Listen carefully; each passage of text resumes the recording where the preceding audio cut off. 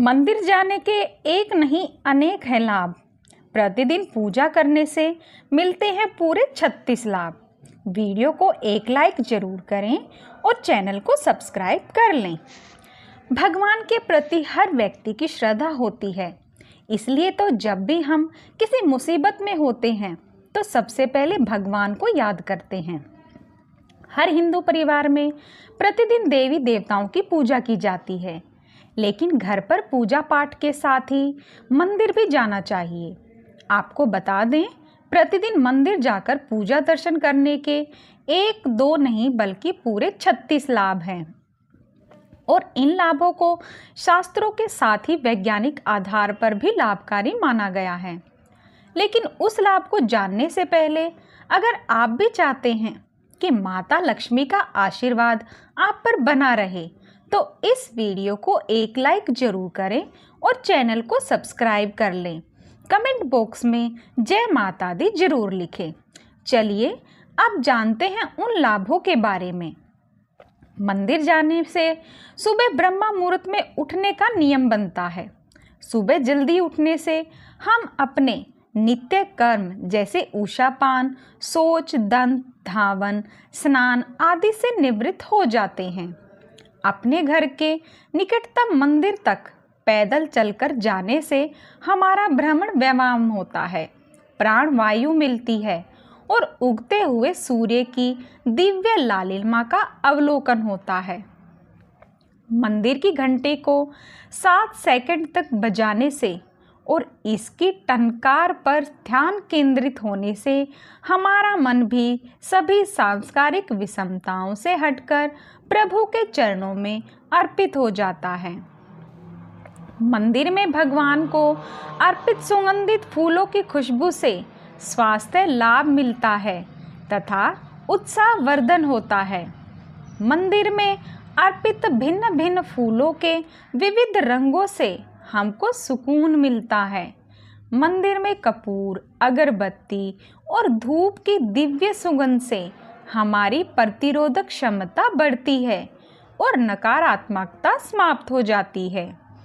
मंदिर में हम अपने जीवन के उद्देश्यों को दोहराते हैं और ईश्वर से सफलता का आशीर्वाद भी मांगते हैं। सुबह उठते ही हम उस दिन की कार्य सूची लिखते हैं और उसे मंदिर लेकर जाते हैं। वहाँ उन सभी कार्य को पूरा करने के लिए कठोर परिश्रम का संकल्प भी लेते हैं। जब हम मंदिर में आरती और कीर्तन के दौरान ताली बजाते हैं तो हमें इस एक्यूप्रेशर से स्वास्थ्य लाभ मिलता है।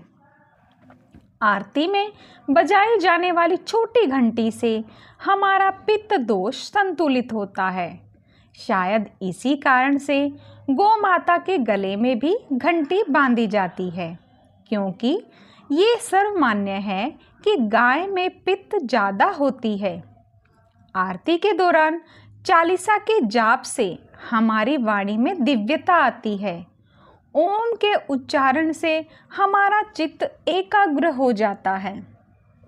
आरती के बाद शंख बजाया जाता है, जो श्रद्धालुओं के लिए बहुत ही सुखदायी तथा स्वास्थ्यवर्धक है।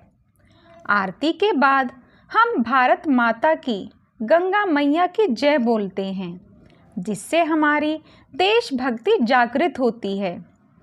हर मंदिर में आरती के बाद गौ रक्षा तथा गौ हत्या बंद होने का संकल्प जरूर दोहराते हैं। आरती के बाद हम जोत पर अपना हाथ घुमाकर अग्नि स्पर्श करते हैं।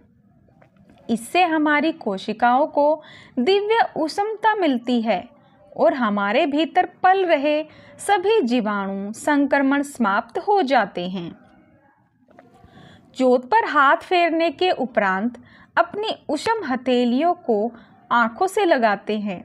इसकी गर्माहट आँखों के पीछे की सूक्ष्म रक्त वाहिकाओं को खोल देती है और उनमें ज़्यादा रक्त प्रवाहित होने लगता है, जिससे कि हमारी आँखों की ज्योति में वृद्धि होती है।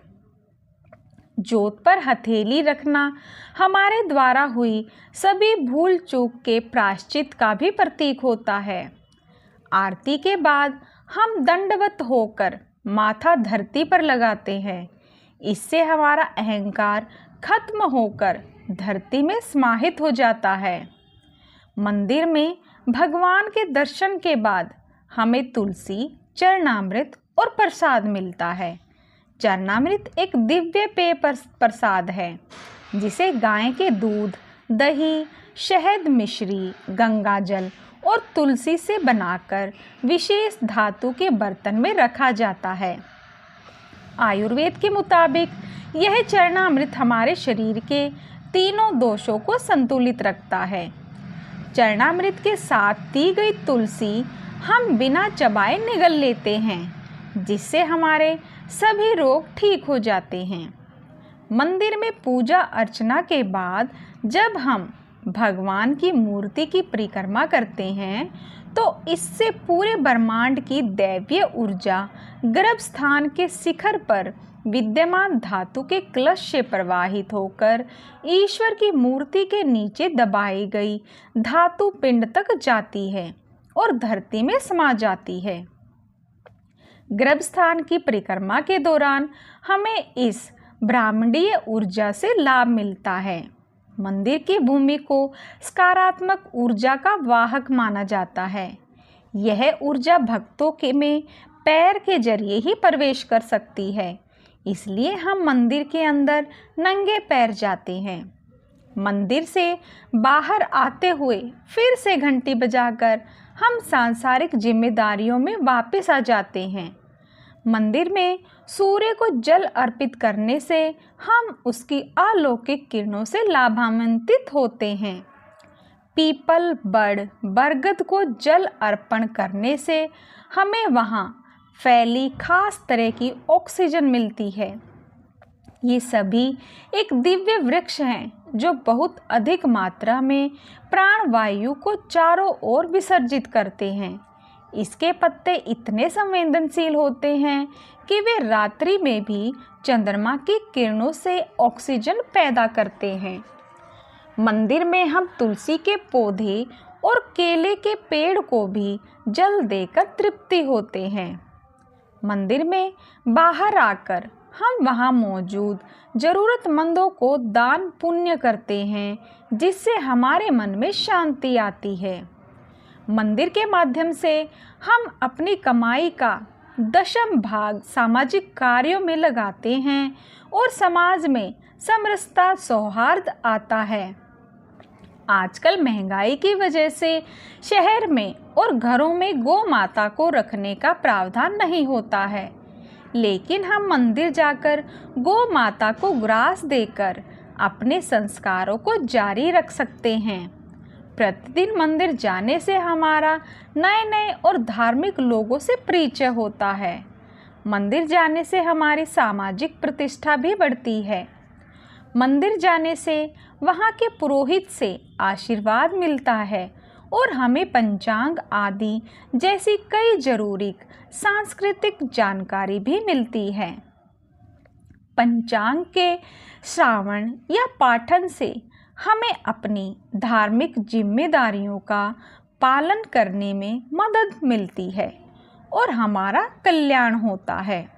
मंदिर में सभी वेद, पुराण, गीता, रामायण, महाभारत आदि शास्त्र मौजूद होते हैं, जिन्हें पढ़कर हम अपना जीवन सफल कर सकते हैं। इसलिए भी हम सभी को प्रतिदिन मंदिर जाने का संकल्प लेना चाहिए, क्योंकि इससे हमारा समाज संगठित होगा, संस्कृति की रक्षा होगी और हमारा प्यारा भारत पुनः विश्व गुरु बनेगा। दोस्तों, अगर जानकारी अच्छी लगी होगी तो वीडियो को एक लाइक ज़रूर करें और ऐसी ही और जानकारियाँ जानने के लिए आपके अपने चैनल को सब्सक्राइब भी कर लें। राधे राधे, जय श्री कृष्णा।